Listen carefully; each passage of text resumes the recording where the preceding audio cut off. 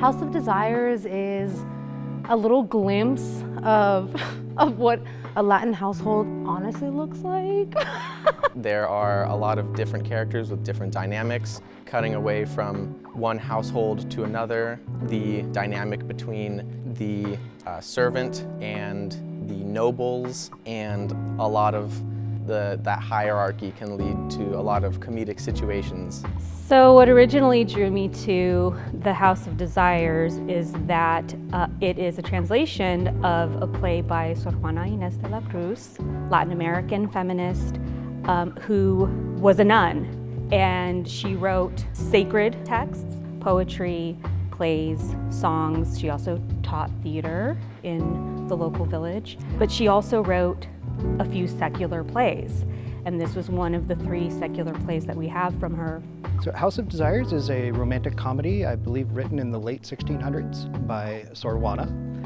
Sor Juana is a very interesting person, very much not your typical woman from the 1600s, and there's been a real recent revival of her literature, and there's been a lot of stuff that's been absolutely amazing. It's very, very elevated in terms of the acting style. It's a comedy.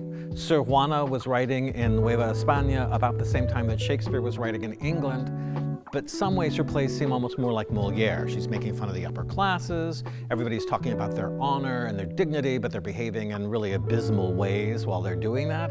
And so we as the audience get to laugh at that. Long, interesting monologues and passionate performances from very talented, dedicated people. All of my castmates are super awesome. There's definitely a lot going on, a lot of lust, a lot of scandal. There are a lot of twists and turns, a lot of mistaken identities, and I think the whole show is a roller coaster of a lot of different emotions. Since House of Desires is a play, it is a little different from what I'm used to because I primarily work with musicals, which are a lot more tech heavy.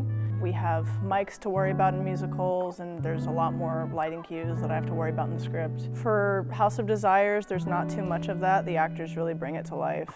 So in House of Desires, there is a scene about halfway through where there's a song, and there wasn't any sheet music or anything really to be found online. I'm also taking music theory, and I proposed that for my final project, I write the song for the show.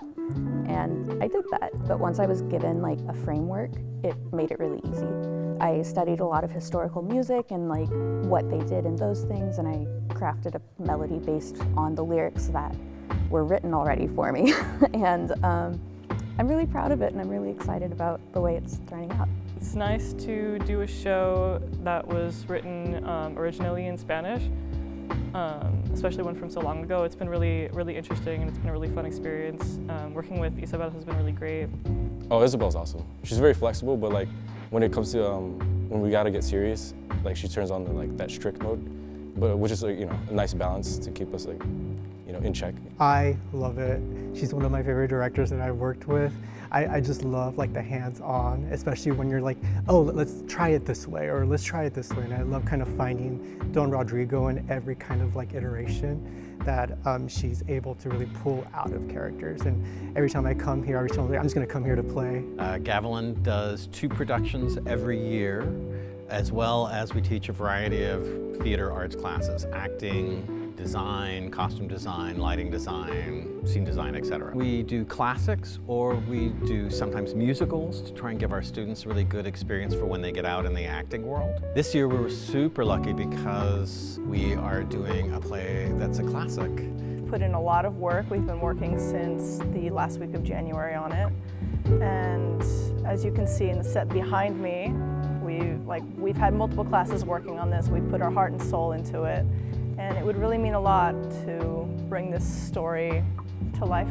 I think people should come see it because it's a fun show. It's funny, it makes plays fun, and the way that it's written and put together, it's a little more accessible than Shakespeare. It's a little easier to understand. Well, it's very funny and entertaining. It provides insight into period of history, and it shows us what people in the 1600s might have thought and felt and wanted to write about, so it can help us to better empathize with people from the past and Also, it shares a lot in common with modern rom-coms. So if you like rom-coms, you should definitely see it. I've been here 20 years at that point. I'm 65.